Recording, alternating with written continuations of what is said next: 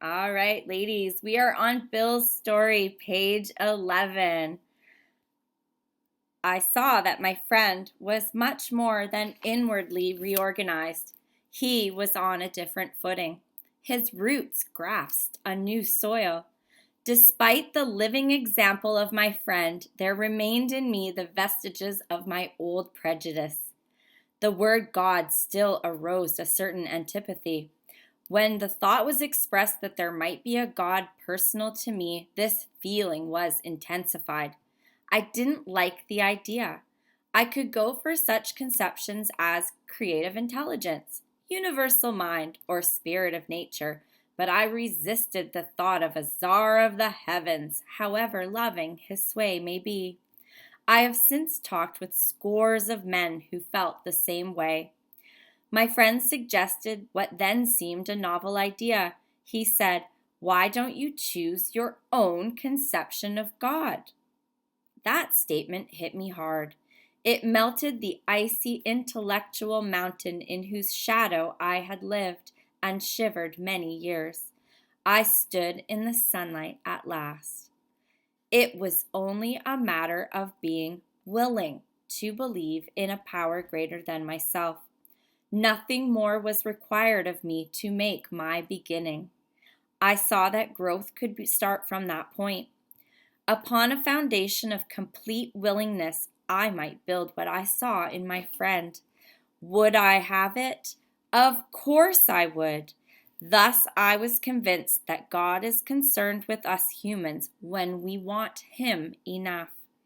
At long last, I saw, I felt, I believed. Scales of pride and prejudice fell from my eyes. A new world came into view. The real significance of my experience in the cathedral burst upon me. For a brief moment, I had needed and wanted God. There had been a humble willingness to have Him with me, and He came. But soon the sense of His presence had been blotted out by worldly clamors, mostly those within myself. And so it had been ever since. How blind I had been. So amazing page. We knew Bill had a prejudice against religion. We knew Bill kind of had that angst when he heard the term God from the previous pages. But here his mind is starting to open up at the thought that, and it's in italics, and the things in italics in the book are very important, that why don't you choose your own conception of God? So that started to open his eyes a bit, and his mind got a little bit more open to it. And then it went on to say that it was only a matter of being willing to believe in a power greater than myself. Nothing more was required of me to make my beginning. So we don't need to find God that moment. We don't need to have a clear cut paper written down idea. We just need to be willing to be open to the idea. We're going to open this page up for conversation. Hands up, please.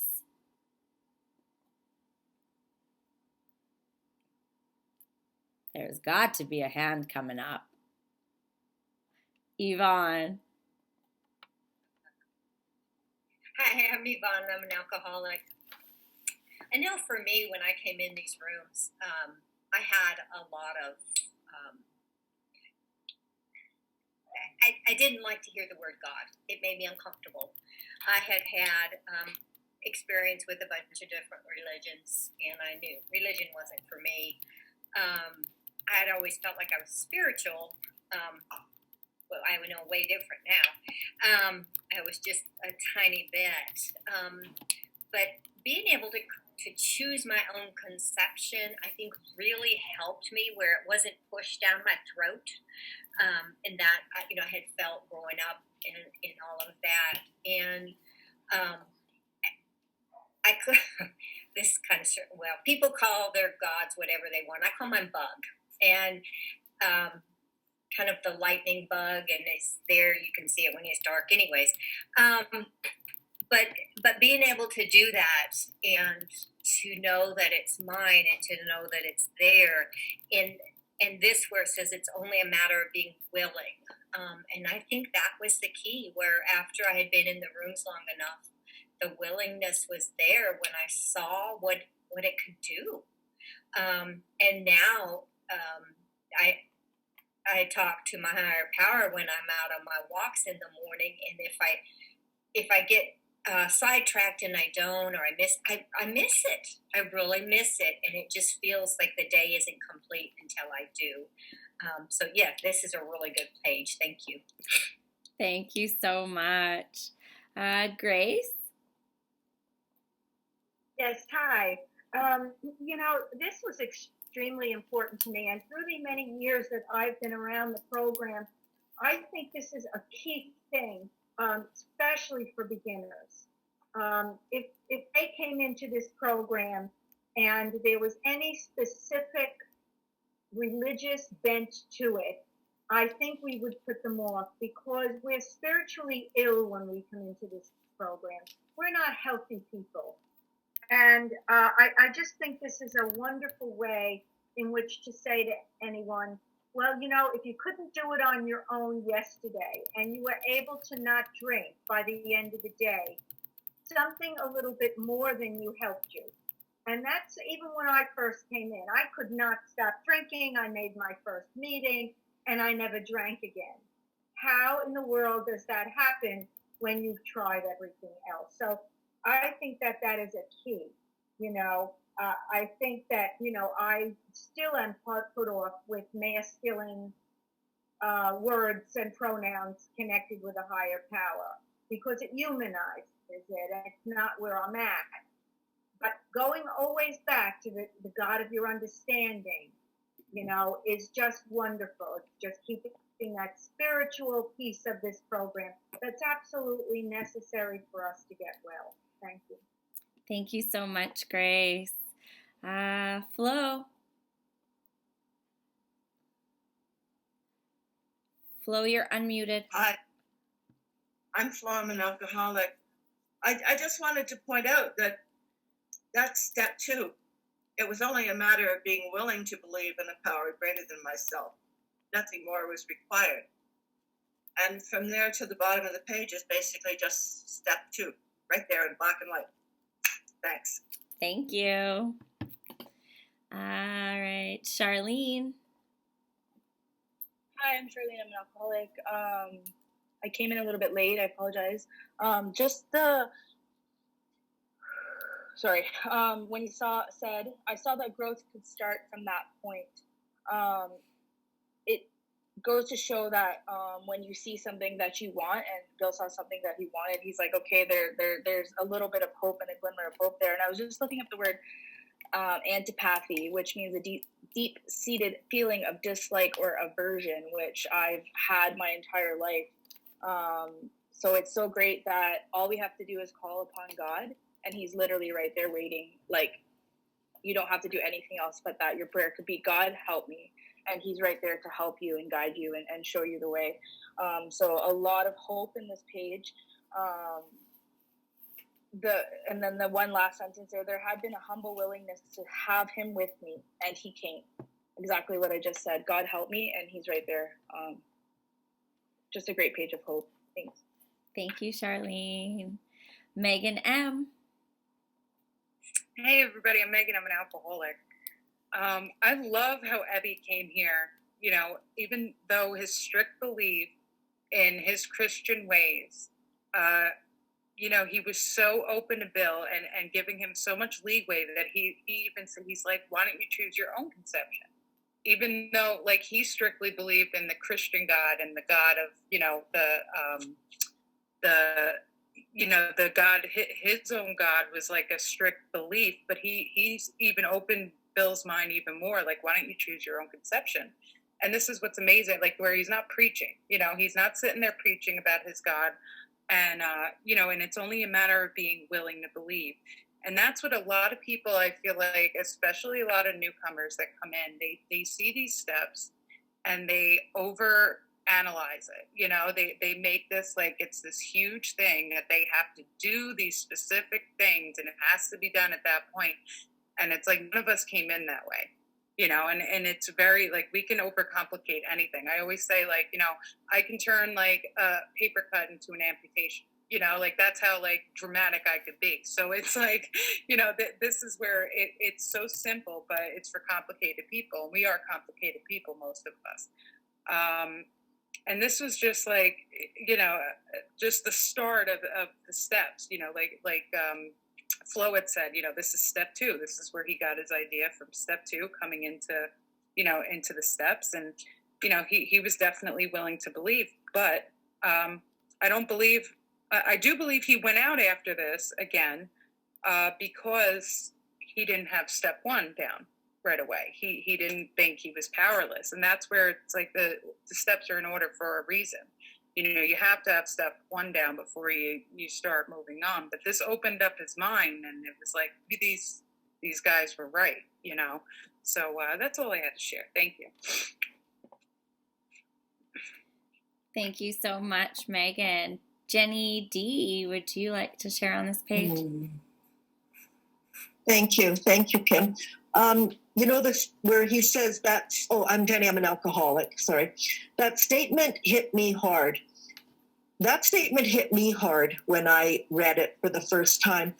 I came to Alcoholics Anonymous with no belief in God and a huge resentment towards the church.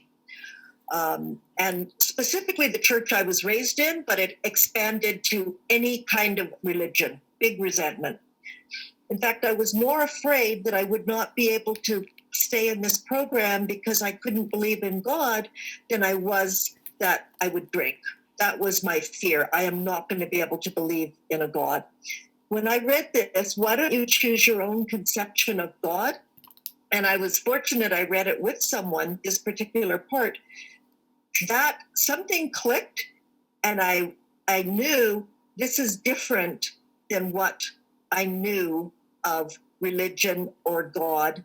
And to me, that was where the whole thing shifted from religion to spirituality. And I didn't even know the difference then. I didn't even know what spirituality was. But looking back, a shift happened. And I knew this wasn't about religion. I did things the way I always do. Here's my own concept of God. Okay, I get out a piece of paper and a pen and I write a list of like when you're a teenager and you write a list of what's going to be your boyfriend. This is what I did with who was going to be my God. And I wrote what I needed and not what I thought God was, what I thought God should be. And that was many years ago, and I still have that same God that I wrote on my list many years ago. That's it. Thank you. Thank you so much. I was just like Jenny when I came in. Susan M. There you go. Hi, everyone. I'm Susan, alcoholic, and I'm very grateful to be here today. What I find, and I might have missed this on Monday because I had a lot of stuff going on. It was my birthday. I'm an old lady now.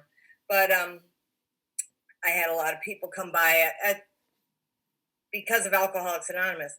But what I found is in this book, throughout the book, and on this page in particular, every time they refer to God, they capitalize. And they, like creative intelligence, universal mind, spirit of nature, czar of the heavens. And then they go down when we want him enough. It's capitalized. So every time that they refer to God in this book, prior to this, they called him a newfound friend, capitalized. So I just study and I noticed. So I wanted to share that. Thank you. Thank you so much. And I'll point out again, like there's 5 more training wheel words for God there. There's creative intelligence, universal mind, spirit of nature, and czar of the heavens. And there was one in the previous page there, which was the spirit of the universe. So there's 6 training wheel words for God if you're not happy with the word God or higher power. Connie M. Hey, good morning. Lovely to see all your beautiful faces. Thank you so much for sharing this book with me. It gives me My name's Connie. I'm an alcoholic. To me, this page is like, are you allowed to do that? Is that allowed? You know, like I never thought of making my own conception because I was always told that, you know, we're human and we don't have that ability. And it was like, well, go to a meeting. You don't have to put $1 in. You don't have to? Really? Is that you don't have to? You know, well, you don't have to do the steps. So you can just, you don't have to? It's like AA to me so much permission to explore and challenge and identify and the humanness is that people tell me their experience of all those. And that makes my spiritual world grow bigger because I'm so limited. And so this, just like the whole inventory process, the whole step process makes me go like, perhaps, have I considered, is it possible? And for me, those things don't happen on my own. I need that help outside of me, whether it's human and spiritual and a mixture of both. So anyways, thanks so much for being here. I look forward to it. Thanks for learning. Bye. Thanks so much, Connie. Jeanette. Hi, everyone. Jeanette, alcoholic. And what popped out at me is at long last, I saw, I felt, I believed. The I felt, the trust has been born. He's now starting to trust in a power greater than himself. And, how many times I've read, I came to believe. And I think that is what is, so important in this second step. So thank you for letting me share. Thank you so much, Jeanette. And that scales of pride and prejudice fell from his eyes. Like that almost feels like that moment when you first realize like I have a problem and you're just like that relief you get. I know Valerie's like, I was gonna say that. Say it. Say what you want to say. You're on the thing. Yeah. And like I was sober. I sobered up in Nebraska, from LA to Nebraska, and quite a shift. And so I was in Nebraska. I was sober for, I guess, 2 or 3 years, and I still was on the higher power, on the God thing. When I came to Vancouver, and suddenly it was just like, anyway, I can't even find it here now. But it clicked finally, and it was like, okay, it's okay. It's something. I can't find it now because I'm excited, but so there's something there, and I just know that these guys were way ahead of their time, right? Like all this spiritual, some people would call it hobo, but these old guys were like, they were way ahead of their time when it comes to spiritual nature. And it's like, if we could only have some of these options to call them up in a room, your higher power can be, anyway. Yeah. There's a lady here in Vancouver and she calls her higher power Big Boy. She's the most eccentric lady I know. She's like, Big Boy, take it away. And I'm like, yes, that's so good. Marianne, New Jersey. Hi, I'm Marianne, alcoholic. First, I want to thank all the Vancouver ladies because you're making me feel like I want to move to Vancouver.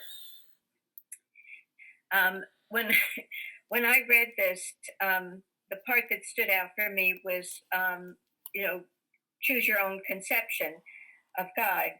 When I was new, what I heard was choose your own conception of a higher power. I wasn't tuning into the word God at all. I had a God, I grew up with God, but I didn't feel God. I didn't seem to have any kind of connection there. It was just a matter of faith and, my training from childhood and my education and religious education. And for a long time in the beginning, my higher power was the group. I found the wisdom in the group to be my strength. And even though not everything said in a meeting, of course, is palatable, you can't take everything out of a meeting, but I found basically the themes and the consistency of AA program in the meetings was my strength. And that's what I believed in. And it got me through. And I think over the years, things have changed a bit. Spirituality has developed in and out of the rooms. And I have a closer connection at this point, and reliance on a higher power that creator spirit, whatever I want to call it on a given day, it's evolved into more than it started. And I think we need to let newcomers know that when almost most of the newcomers I've ever worked with have an issue with this God thing, and letting them know that it's not just how they can adjust to it in the moment, the room, the higher power, the God, whatever, but that over time, as they grow, that might change too. Because I find that when people get in the meetings and, especially daily reflections over and over and over, there's all this God stuff. Even though they may have chosen to think of it differently, they're still faced with that God thing every time they read a reflection. So it's hard for them. And some of them, just start resenting it. So I think it's helpful to let people know that their concepts may evolve over time, but time takes time. And every part of the program will evolve over time. Thanks for letting me share. Thank you. And that is written here where it does say, this was all that was required of me to make my beginning. So this is just a beginning. This is a starting point. If you continue to grow along spiritual lines, your God is going to grow right along with you. I started out giving it to the universe, and then I had a higher power. Then we called him HP, and we were buddies. And now God is here. Like, he has entered my heart. So this is just a beginning, and it's whatever beginning you're good with. 2 more. Let's go to Joanne. Hi everyone, I'm Joanna. I'm an alcoholic. I'm with you, Kimberly. This is like the meat of it. I mean, this is what the game changer was for me. The line that says, "Why don't you choose your own conception of God?" When I came in, I came from a family where there was intense religious doctrine. And so when I saw this, my first reaction is, oh, I'll come up with my own conception of God, and I know it will be wrong. So I was really stuck. And then I met an old timer who said that his higher power was the great pumpkin. And I looked at him like, no, you can't do that. But he was sober for a really long time. So I figured maybe that little moment of open-mindedness, maybe I could. And then I went to hear Tom W. out of California at a young people's conference. And he said that he was raised by his parents who misunderstood God, and that he's been given the ability to develop his own relationship to his power that's greater than him. And I had a spiritual awakening. I also tried very hard to work really hard to create my own conception, and I kind of drove myself crazy a bit. And finally, someone said to me that they didn't have any respect for a deity that would allow it to let him figure it out, which basically meant I don't have to come to a full conclusion of what my God is. I just need to know it's there and start using it. And over time, I know that I'm limited in my own conception of what this gigantic power might be. But I've developed a relationship with it. And as long as the relationship, and I at one point was really mad at my higher power, and my friend said to me, well, as long as you're mad, that's good. That means you're still in the relationship. When you start walking away and you don't want to talk to it, then you're in trouble. So this was a game changer for me. And on a daily basis, I'm working on my relationship with what my higher power is to me and what I am to it. Thank you. Thank you so much, Joanne. One more and we're going to move on. Gloriana. Hi, how are you, everybody? Good morning. Can you hear me? Mm-hmm. Okay, good. Yeah, I love this. I love this reading. the interesting thing is that, it was always told to me that more shall be revealed in time. And I have found that absolutely for sure that more is revealed in time. In my own evolution, I was always very spiritual. I grew up in a time when it was,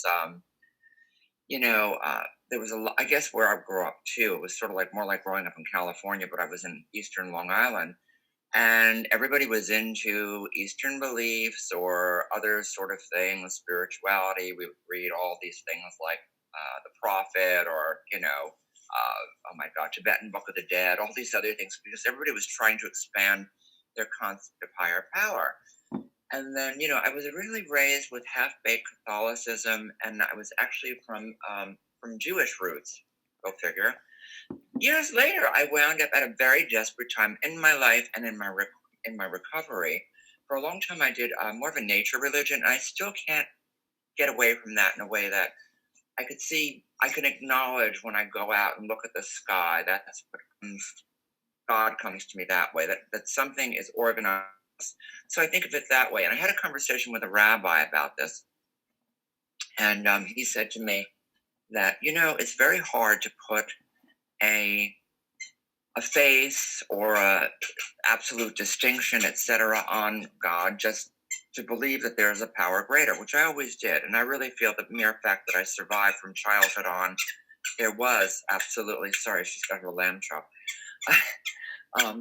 There was a higher power, and it was later told to me more shall be revealed in time. And it's sort of weird. It's like, I'm an interfaith minister also. Not that I'm, that's an outside issue altogether. I got an interfaith minister thing. I did a lot of intuitive work. And a couple that I was counseling wanted me to marry them. So I just went like that. But then I worked with a ministry. So I worked with homeless youth and veterans affairs and animal rights, right? So anyway, that said, I just respect everybody for their different version of higher power. And for me, it changes sometimes. I mean, sometimes I don't know. The other day I walked by a Virgin Mary statue, and it's beautiful. It's like almost like a shrine, the way this one yard is set up where I live. And I just like acknowledged her as a goddess, and I was, I don't know, whatever. So it's so different, but I think that there's many manifestations of God, and however you see God, many variations, and sometimes the most absurd ones, whatever works for you. But I will point out that in New Jersey they recently passed a thing with Intergroup where they have an agnostics meeting, and they're listed, and a lot of people are like, oh no, and you know what? It's important because again, more shall be revealed in time. Who knows what our evolution is going to be? I sponsored Gloriana, a young lady. I've got to cut you off. Sorry, we got to keep moving on the page, love. Okay, sure. Thank you. Okay. Thank you. All right, so continuing on page 13. At the hospital, I was separated for alcohol from the last time. Treatment seemed wise, for I showed signs of delirium tremens. There I humbly offered myself to God, as I then understood him, to do with me as he would. I placed myself unreservedly under his care and direction. I admitted for the first time that of myself I was nothing, that without him I was lost. I ruthlessly faced my sins and became willing to have my newfound friend take them away, root and branch. I have not had a drink since. My schoolmate visited me, and I fully acquainted him with my problems and deficiencies. We made a list of people I had hurt or toward whom I had felt resentment.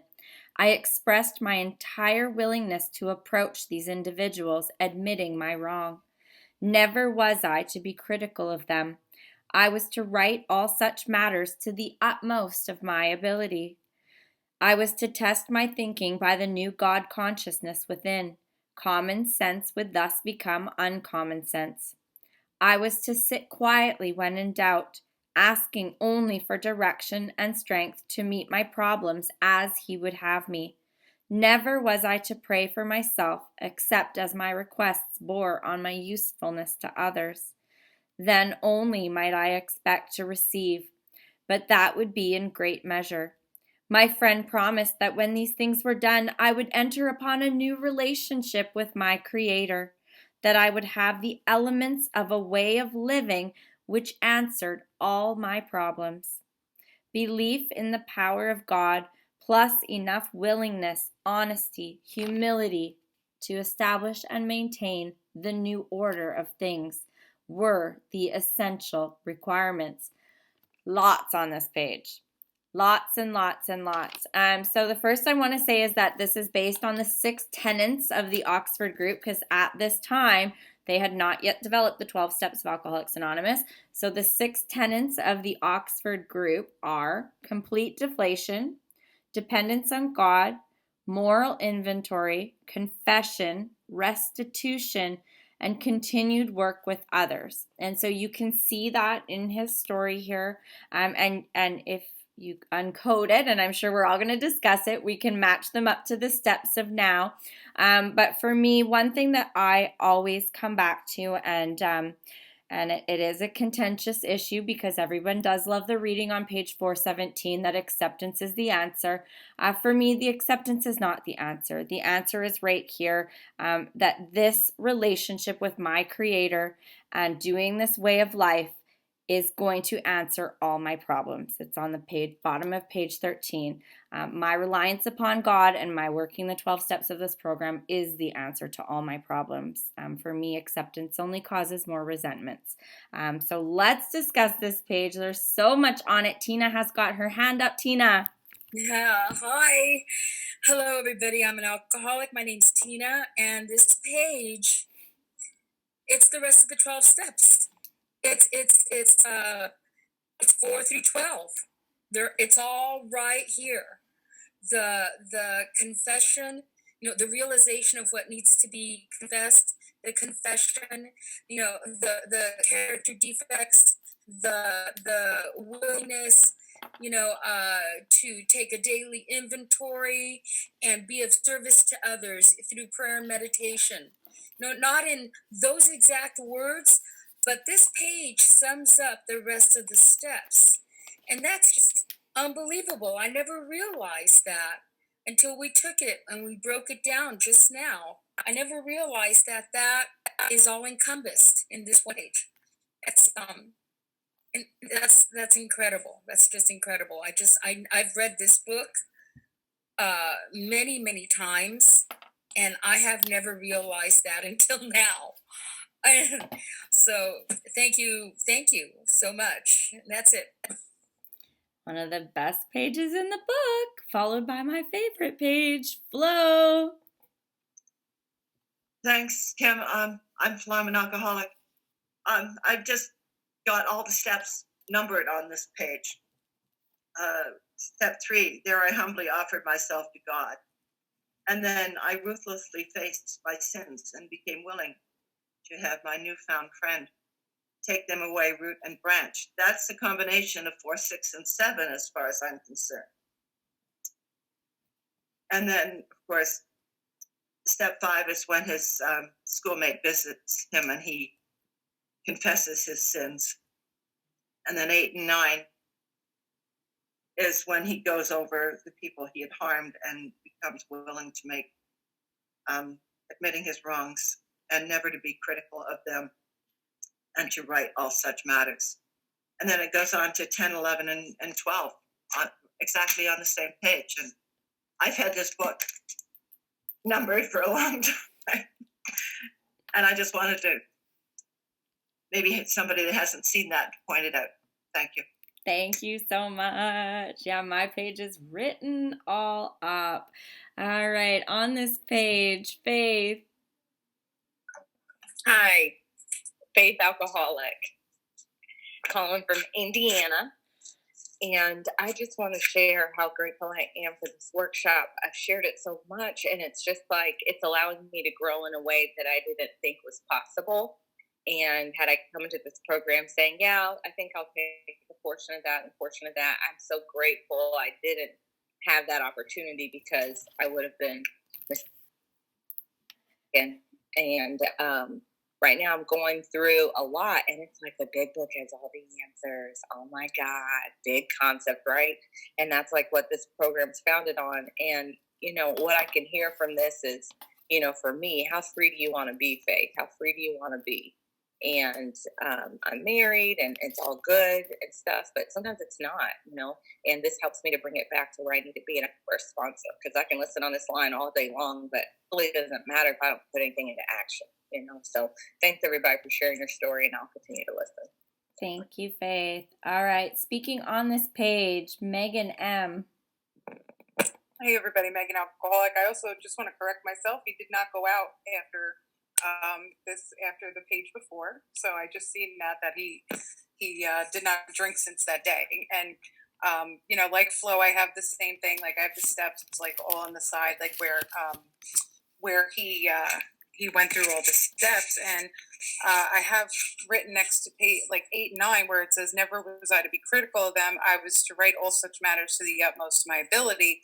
I put even the ones where I think I'm right, which usually, I do think I'm right in a lot of the resentments I had. And then, also my sponsor always says to me, if you have a problem in everyday life, there is a step that can fix that. So that's why it's like so important. Like like you said, Kim, the acceptance to me is not the answer, because sometimes, it's a step that will give me the answer. I totally agree with that. And that's just one of the stories in the book. That's not in the 164 pages. That's just one of the stories in the back of the book. That even though they do help, it's not in the first. If it's not in the first 164, I try not to put it into my program, the program. I apologize, because it's just one of the stories that help us identify. But thank you so much. That's all I wanted to share.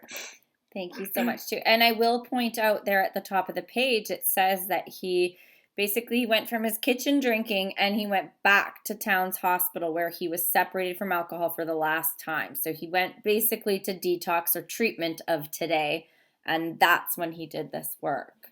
Laura C. Oh, hey, everybody. Hi, Laura, Alcoholic.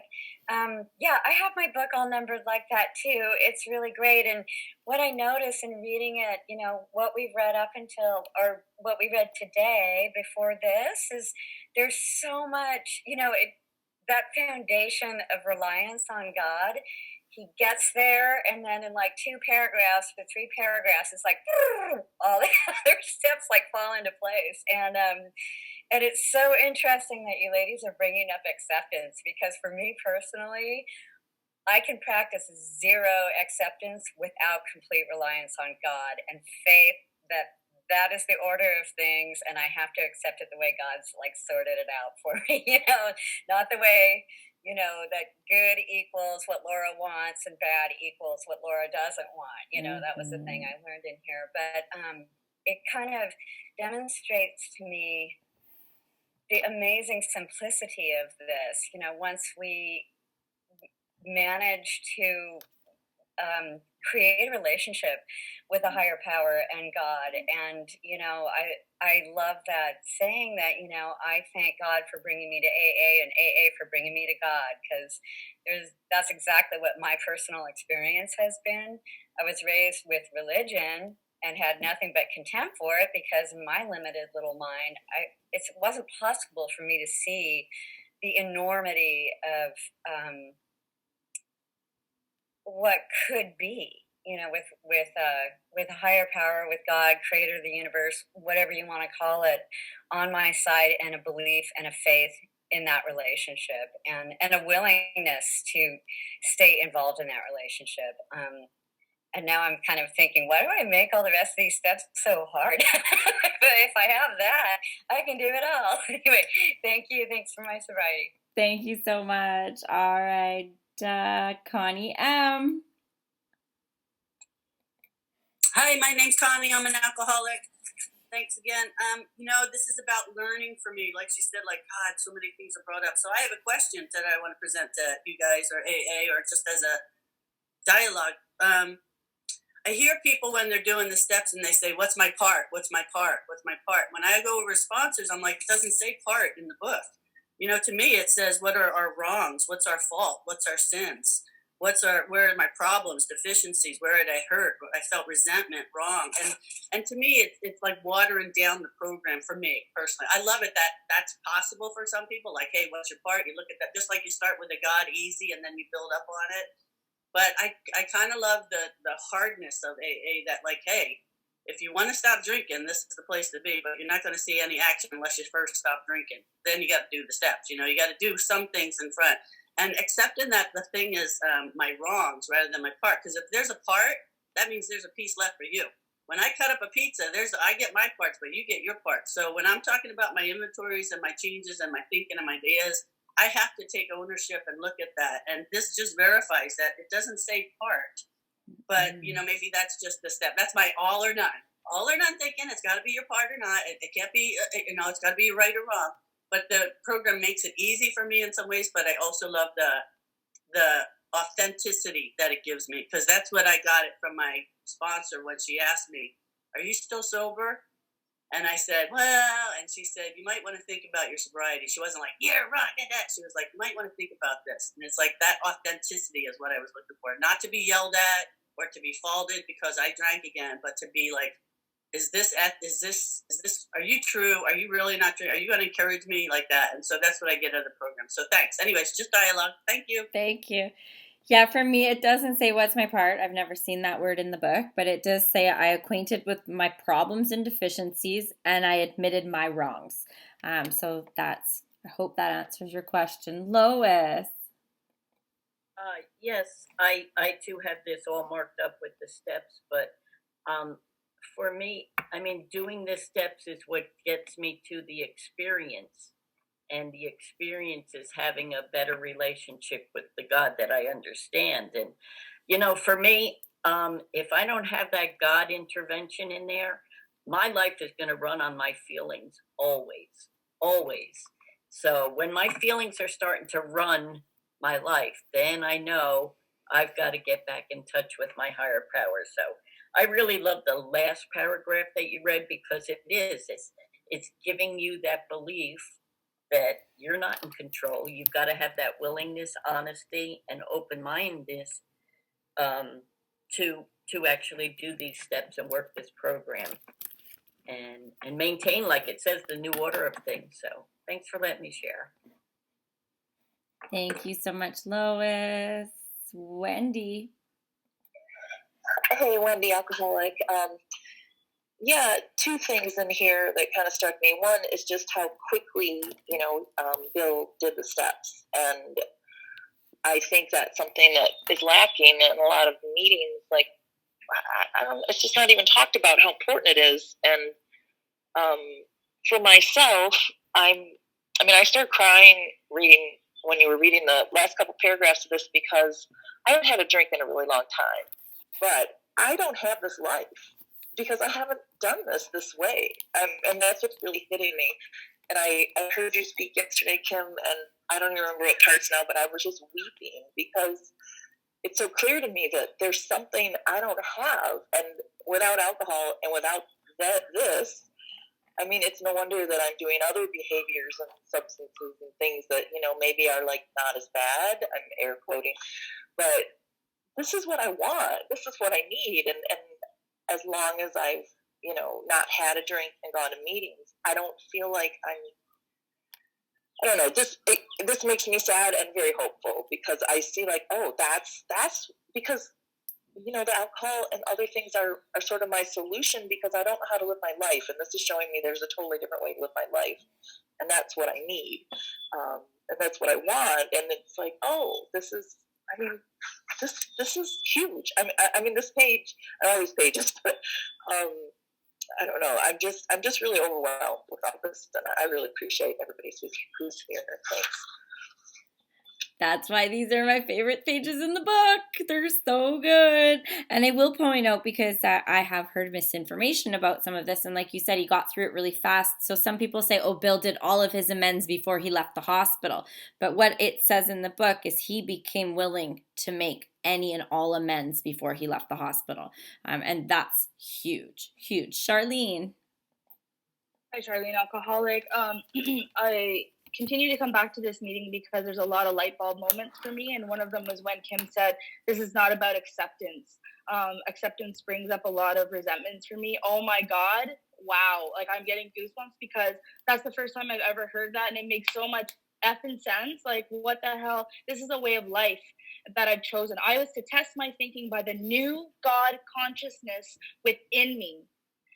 Our foundation comes from steps 1, 2, and 3. That's what we have to continue to go back on so that we can live this life. It's not about acceptance. This is not grief. I was equaling this to grief. I'm grieving alcohol. I miss it. I want it back. That's not at all what that is. And it's taken me this long, and it just drives me nuts that I don't, step on this train a lot sooner. But whatever. I'm a little slow. I'm an alcoholic.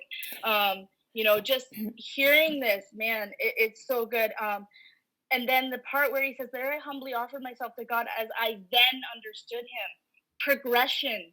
We don't have to come into this, hallelujah, look at me, oh my God, I'm a believer. No, we come into this, I understand God as nature. I understand God at this moment, and he understands me in this moment. And that is the great thing about the love of God, is that he will just accept us at this moment that we're in right here and right now.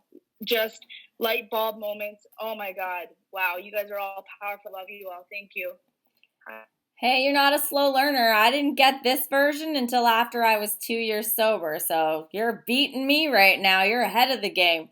If we're counting, and because we're all alcoholic and we keep track of stuff like that. Anyways, IDG, last share on this page.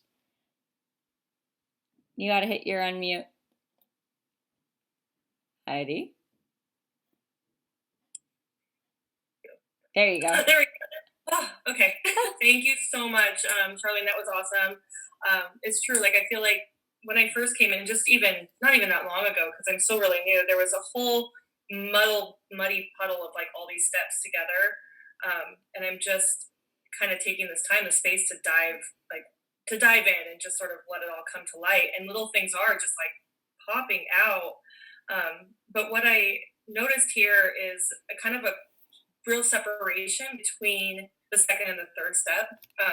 I think mainly because I'm working on the third step right now, but on page 12, when he says that I saw the growth could start from that point upon a foundation of complete willingness, I might build what I saw in my friend. Would I have it? Of course I would. And at first I was like, that's a whole lot of eyes in this.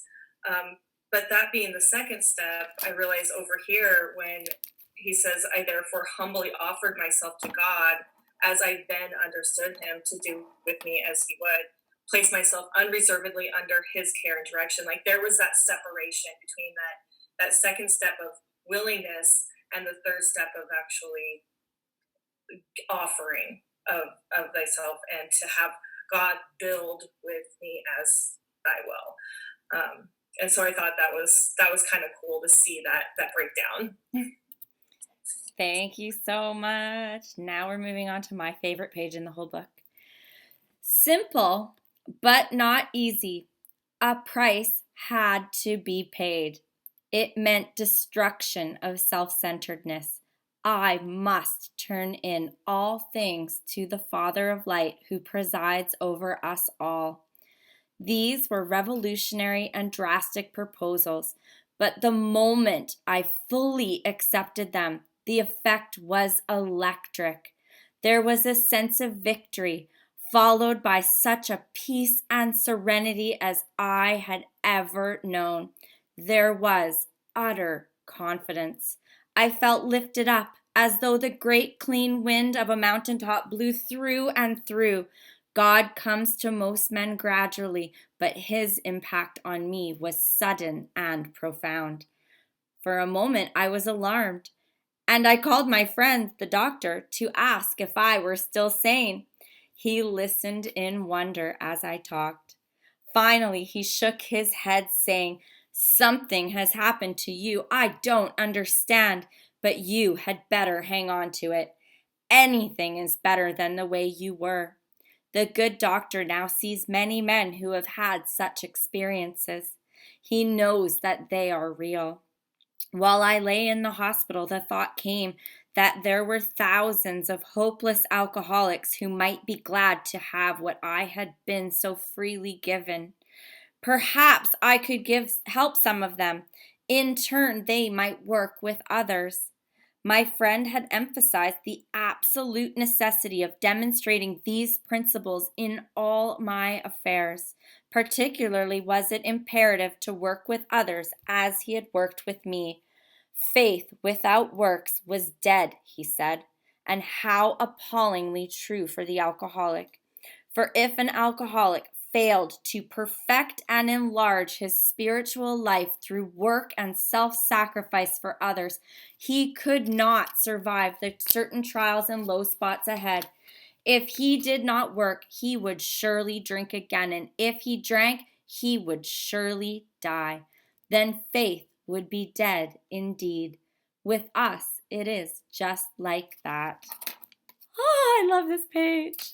All right, so let me break it down a little bit of what I get out of that page and why I love it so much. So number one is everybody says this program is free. This program is freely given, but this program is not free. There is the price to be paid, and it is found on page 14. And in order to get this program, you must pay the cost of the complete destruction of self-centeredness. You must turn your life over to God as you currently understand Him and make Him the person who presides over us.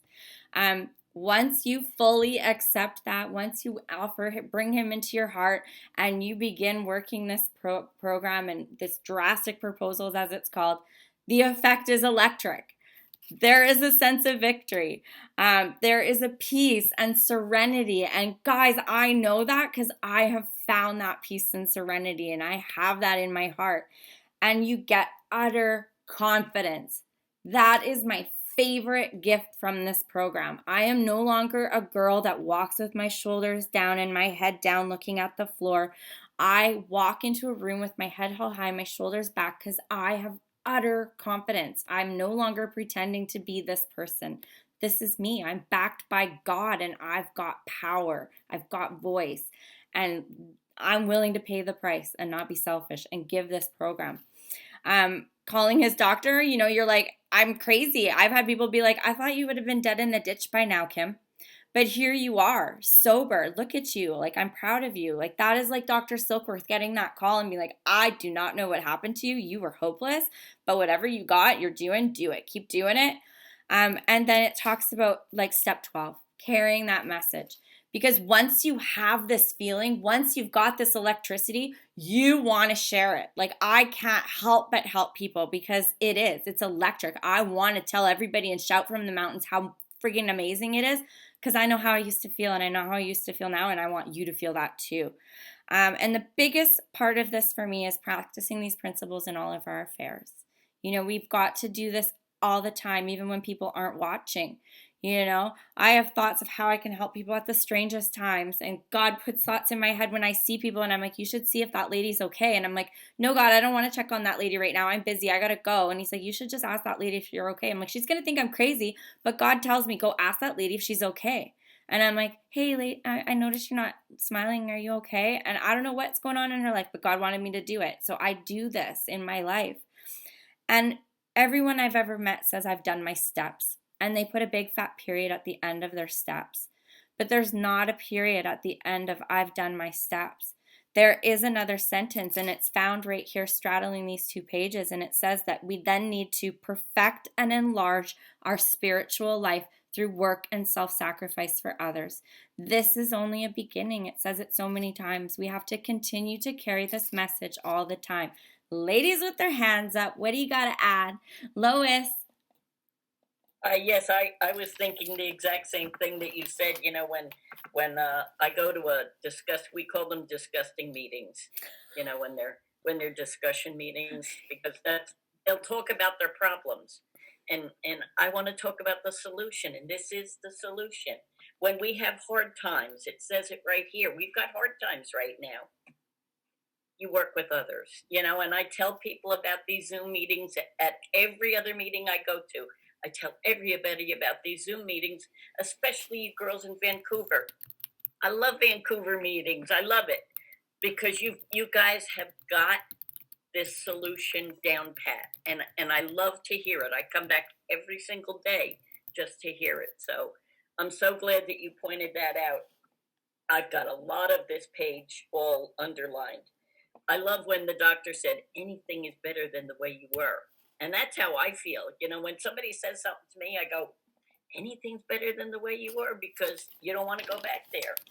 And it's true, you know, and it's when we freely give something that somebody else got. Like I've got 17 years and I want to give it away. I don't want to keep this. I want to help the next person because somebody did it for me. You know, somebody sat and read this book line by line the way we're supposed to do and showed me all these things. So I have it underlined. So thank you very much for having this. I appreciate it. Thank you. And just a little disclaimer, not everybody in Vancouver has the solution. There's rooms that I go to and I am like the Antichrist and they don't want me anywhere near them and I don't get picked to share and they boo me when I walk to the podium. Megan M.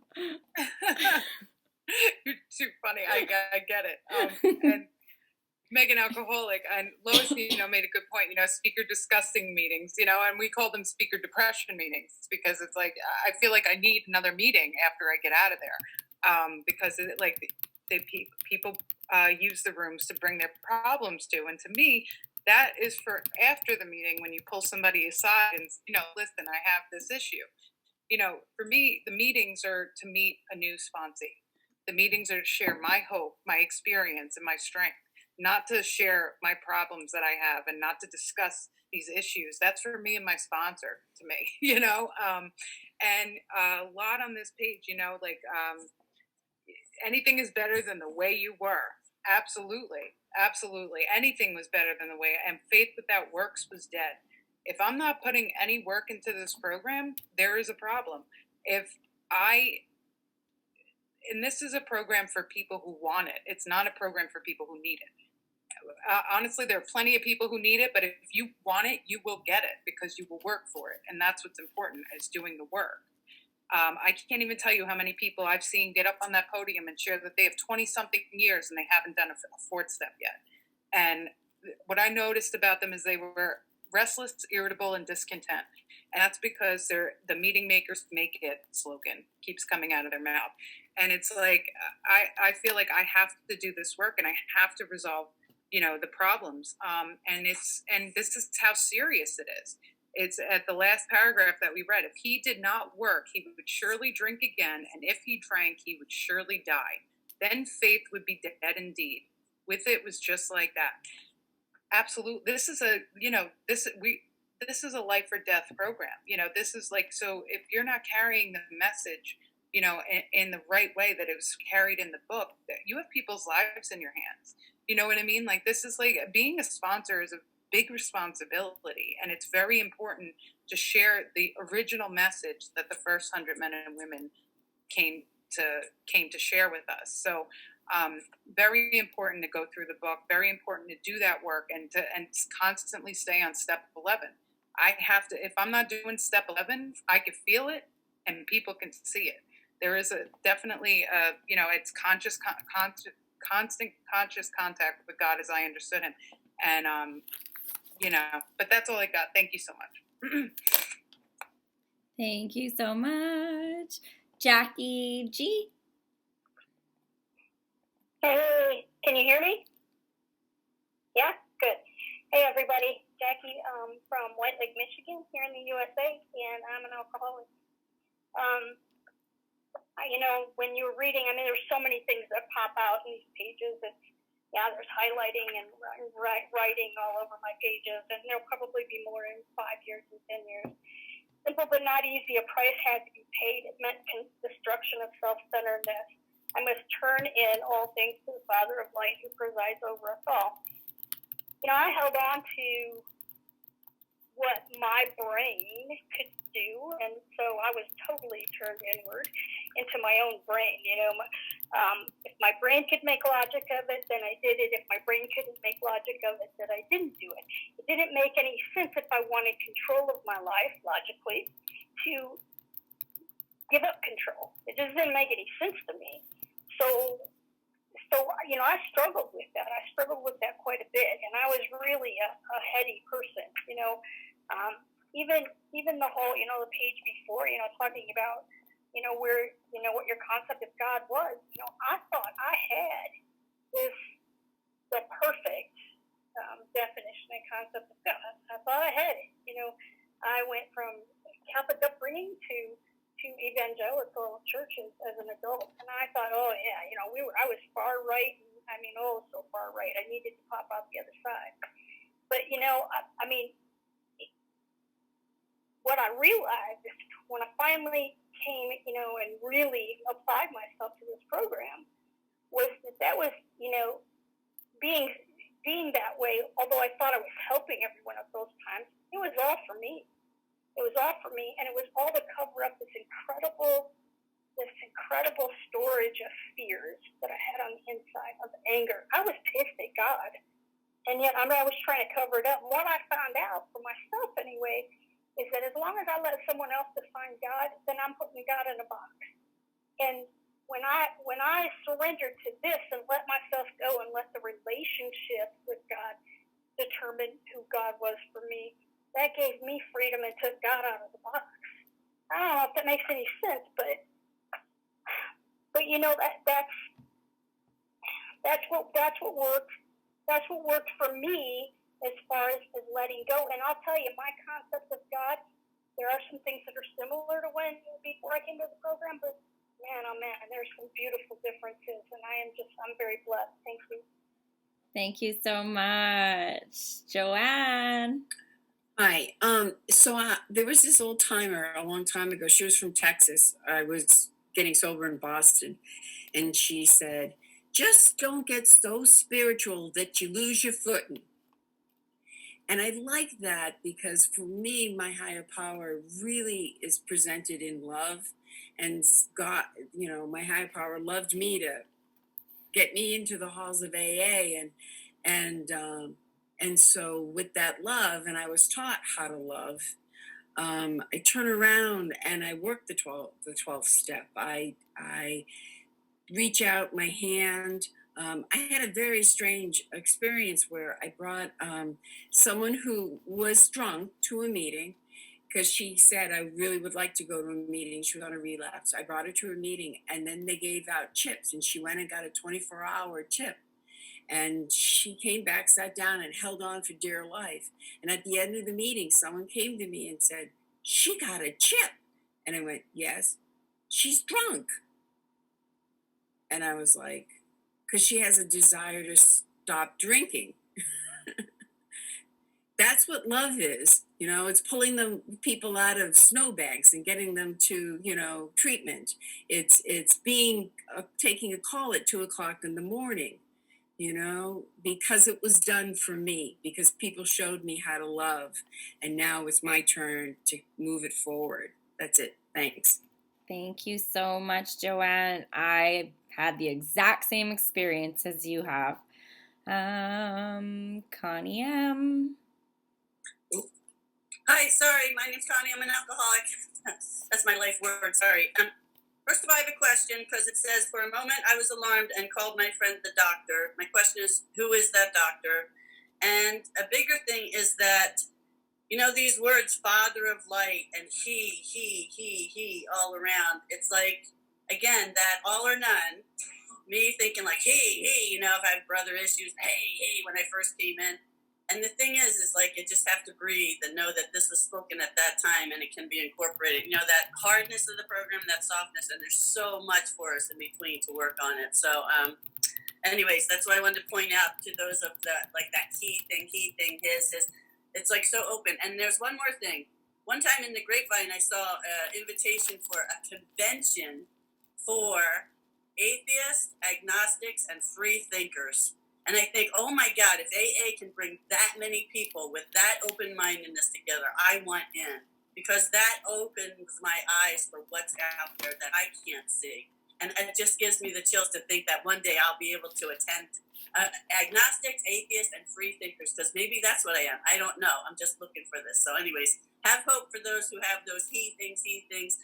Take a breath and believe that this can work to a new design for living. Thanks. Thanks, Connie. And to answer your question, the friend who's the doctor is Dr. Silkworth.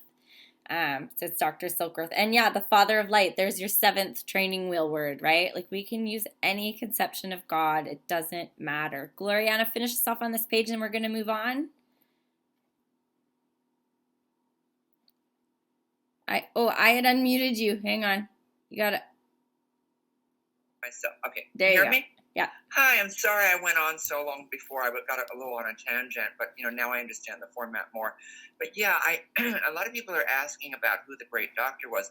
I do believe it was Dr. Young, and Dr. Young was very much into the idea that if we talk and develop a personal relationship with our archetype, whatever our God is, we will get the answers and the information. And the beauty of all this is that it really is talking about being catapulted to another dimension, and being kind of shocked. And a lot of people have that white light experience.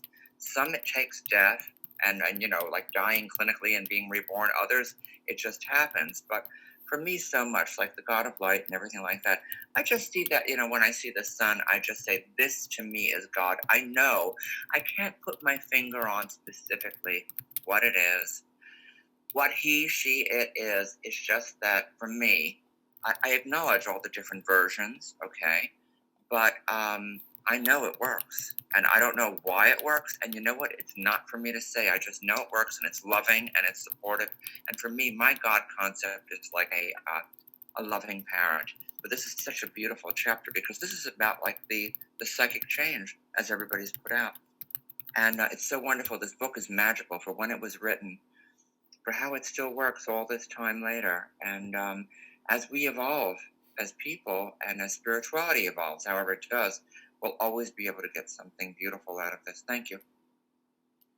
Thank you so much, Gloriana. All right, let's finish off this chapter. My wife and I abandoned ourselves with enthusiasm to the idea of helping other alcoholics to a solution of their problems. It was fortunate, for my old business associates remained skeptical for a year and a half, during which I found little work. I was not too well at the time. I was plagued by waves of self-pity and resentment.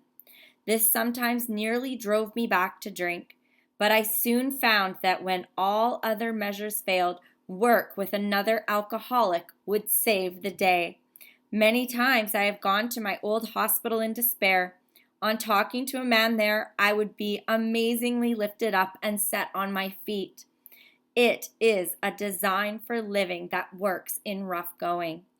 We commenced to make many fast friends, and a fellowship has grown up amongst us, which is a wonderful thing to feel a part. The joy of living we really have, even under pressure and difficulty. I have seen hundreds of families set their feet in the path that really goes somewhere. Have seen the most impossible domestic situations righted, feuds and bitterness of all sorts wiped out. I have seen men come out of asylums and resume a vital place in the lives of their families and communities. Business and professional men have regained their standing. There is scarcely any form of trouble and misery which has not been overcome among us. In one Western city and its environs, there are 1,000 of us and our families. We meet frequently so that newcomers may find the fellowship they seek. At these informal gatherings, one may often see from 500 to 200 persons. We are growing in numbers and power. An alcoholic in his cups is an unlovely creature. Our struggles with them are variously strenuous, comic, and tragic. One poor chap committed suicide in my home. He could not or would not see our way of life. There is, however, a vast amount of fun about it all. I suppose some would be shocked at our seeming worldliness and levity, but just underneath it all there is a deadly earnestness. Faith has to work 24 hours a day in and through us, or we perish. Most of us feel we need to look no further for utopia. We have it with us right here and now. each day in my friend's simple talk in our kitchen multiplies itself in a widening circle of peace on earth and goodwill to men. Bill W., co-founder of AA, who died January 24th, 1971. This chapter. All right, so him and Lois, they abandoned themselves to the idea, we are going to help people, we are going to share this message. Lucky for him, people had no faith in him and wouldn't hire him for a year and a half, but he twisted it very nicely in that little sentence there. But realistically, people are like, I'm not too sure about Bill, so he had this year and a half off in which to carry this message. And like he says, when times are tough and you're having tough going, working with another alcoholic will save the day. It has saved the day for me. I see lots of heads nodding. And then this last chapter, which how true is this in this time, right? We've made many fast friends and a fellowship has grown up amongst us. And it's such a wonderful thing to be part of. I have seen so many growths myself, but my favorite line on this page, and I have it highlighted and underlined, because so many times people have come and they're like, they've got these problems that seem like insurmountable. And it says, there is scarcely any form of trouble and misery which has not been overcome amongst us. Like, I haven't heard of a thing yet that someone has not been able to overcome with God and this program at their side. And then for me, I've had a sponsee pass away. I've had friends pass away. I've had an ex-husband. And all of these people could not or would not see our way of life, even though it was presented to them. And so for me, I've heard people share that, once they've had a sponsee die or a friend die, they stop trying to help people.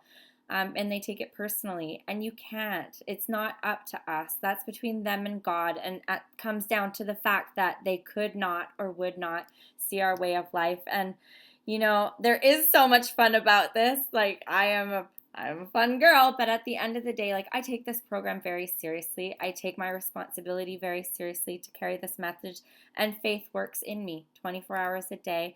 And I know that because if I don't, it dies. Let's discuss this page. Connie M. Hey, thanks. Sorry I'm talking so much, but it's just so exciting. So what points out to me says, there's a sentence up there. I was not too well at the time and was plagued by waves of self-pity and resentment. This sometimes nearly drove me back to drink. Frickin' right in sobriety, we can be driven back to drink if we're not sharing our ideas and thoughts and emotions with each other and kind of getting that guidance. Because when I'm in it, and I'm a little bit in it today just because of a contact from a family member, it's like I just feel so shut off. And it's really important for me to remember that, plagued by waves of self-pity and resentment, this sometimes nearly drove me back to drink. And these are the things in living that will drive me back to drink unless I'm sharing it. And then the other sentence, but just beneath, underneath there is deadly earnestness. This is a deadly disease like you're sharing, but it's so full of life's gifts. And that's not what I came here to get. I just came here to get problems with my drinking and my life. And now I have a new design for living that has all the answers, and it just brings me joy. So thanks so much for being here. Great day. Thanks. Blessings to all of us. You know how many tears are on camera right now? Like, oh, you guys. Yvonne. Hi, I'm Yvonne, an alcoholic. I don't know where to start. I've read these first 164 pages, but I tell you, I feel right now like I am just starting. I know nothing. I've never read it so intense like this or been had it explained to me. I mean, I know people that know it, but I just don't. And my brother is one that didn't get it. He could have had a liver transplant, but just wouldn't do it. My dad died March 25th, which was my brother's birthday. That brother died the next year, both from cirrhosis. It all runs through my family, and I want to help other alcoholics, but I'll tell you,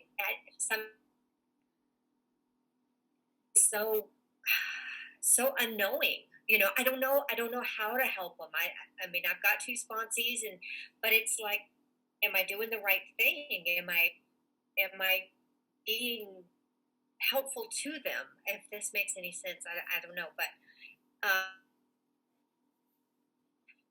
I just don't know. I mean, I love this. This is absolutely awesome, and I want to be able to do this, and I'm so glad I'm learning all this. So, I'm done. Thanks. Thank you so much, Yvonne. Lois. Yes, I had that same sentence that you said about any form of trouble and misery. I had that underlined, but I love this part where it says it's a design for living that works in rough going. You know, and this is true. If we turn our thoughts away from ourselves and into helping somebody else, it's amazing how different our perspective is. And you know, I had a lot of this underlined because it's just so good. It has to work 24 hours a day in and through us, or we perish. And that's true. You know, I can't rest on my laurels. I have to stay active in the program. I have to reach out to other people because that's the thing that keeps me alive and really very enthusiastic about the program. So I love this. I love this whole chapter too, because Bill has just such an eloquent way about saying this whole disease and how he can transform and be of use to his community and his other fellow alcoholics. So thanks. Thank you, Lois. And right next to you in your square, Grace.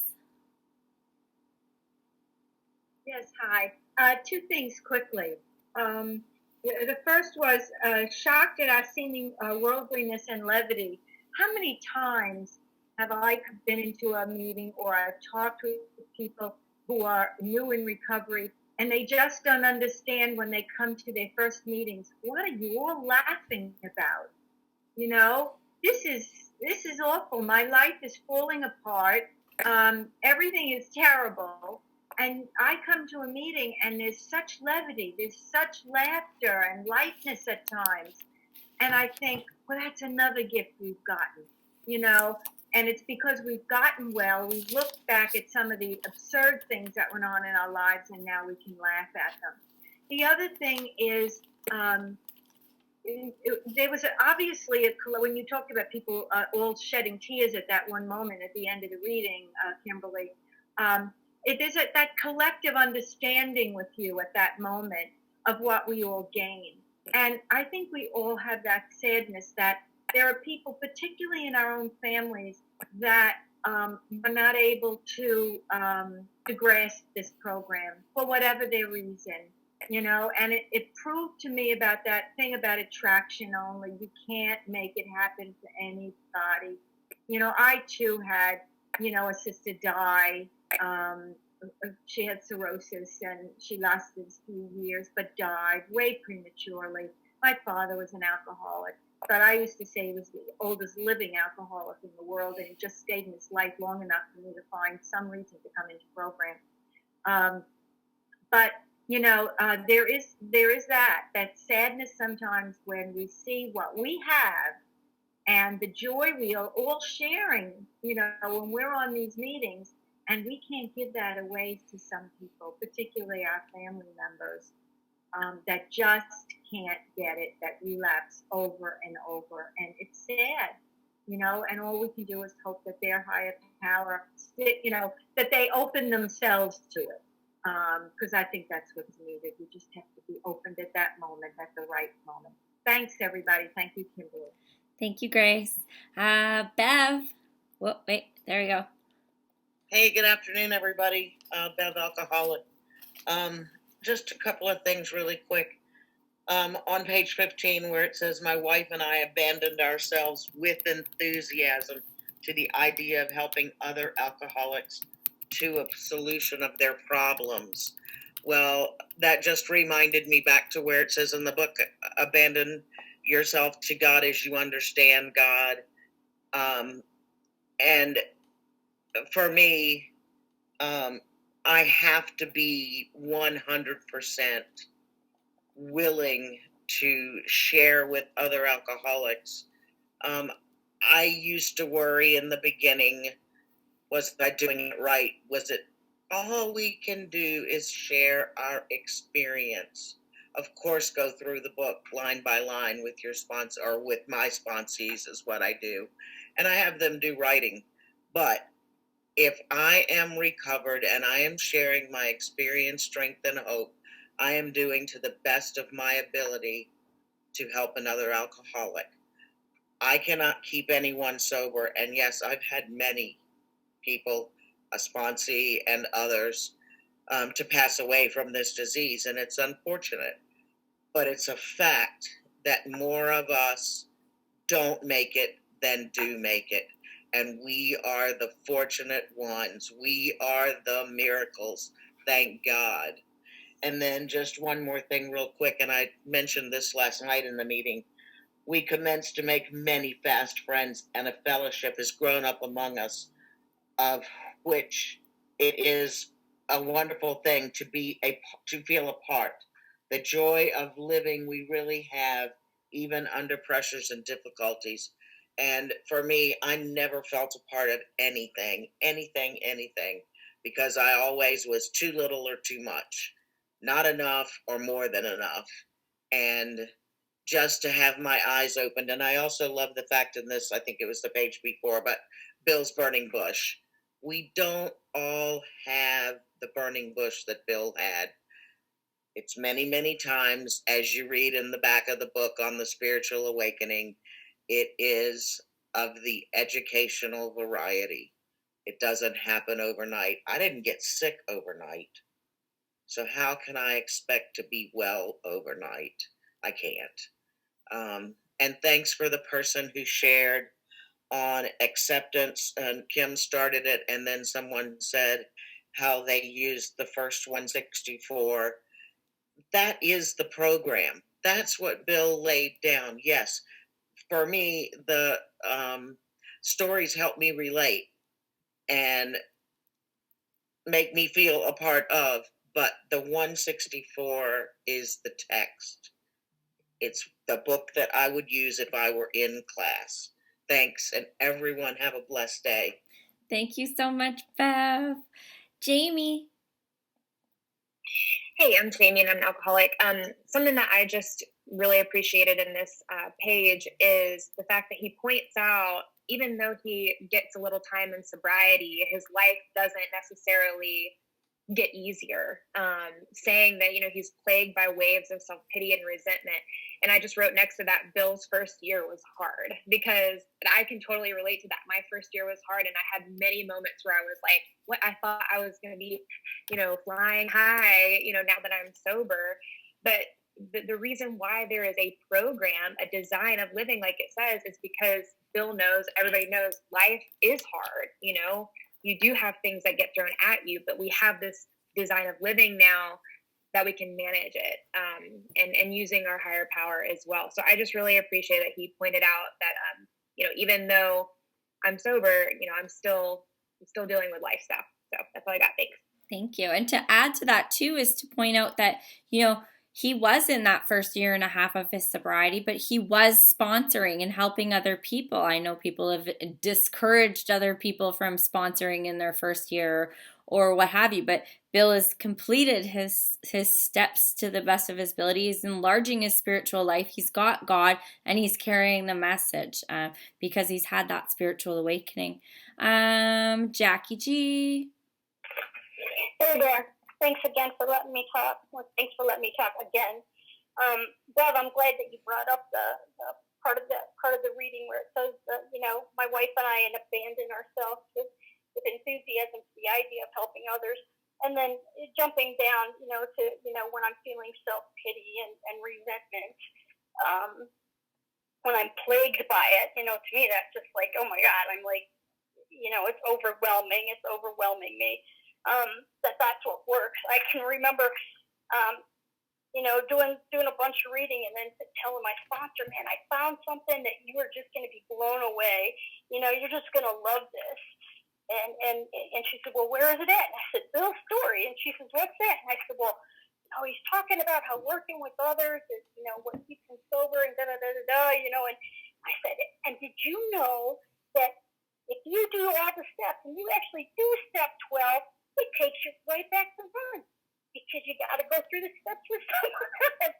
Like this was some great big revelation, right? You know, but the whole idea that the 12th step requires me, if I'm going out to help somebody else, to kind of go back to step one and to work through them again on my own. I mean, it doesn't demand it, but it's kind of like if I do it, then I'm kind of going back to step one again. I don't know if that makes any sense, but you know, I think that, you know, well, I know that he obviously he got it right, and I'm glad that there are times when I get it right. And one of the reasons why I picked up and started some of these Zoom meetings lately was because of myself focusing on my despair and my self-pity. So I feel grateful that I'm not sitting in that right now. Thanks. Thank you so much. And a question was asked in the chat is if you could sponsor prior to completing the steps. But step 12 does say that having had a spiritual awakening as a result of these steps, we commence to work with other alcoholics. So that implies that you should do the steps, have a spiritual awakening, and then sponsor people. It's a good suggestion. We like suggestions around here. Let's do one more and we'll end it. Flo? Thanks, Kim. I'm Flo. I'm an alcoholic. I just wanted to point out, yes, Bill was a year and a half sober when he started sponsoring people. But Abby had 2 months when he first tried to sponsor Bill. And if it wasn't for Abby in those 2 months, we wouldn't have this program. Thank you. Thank you. Right. And to note, Ebby had done his steps with the Oxford Group's tenants and had had a spiritual awakening. All right, ladies, what an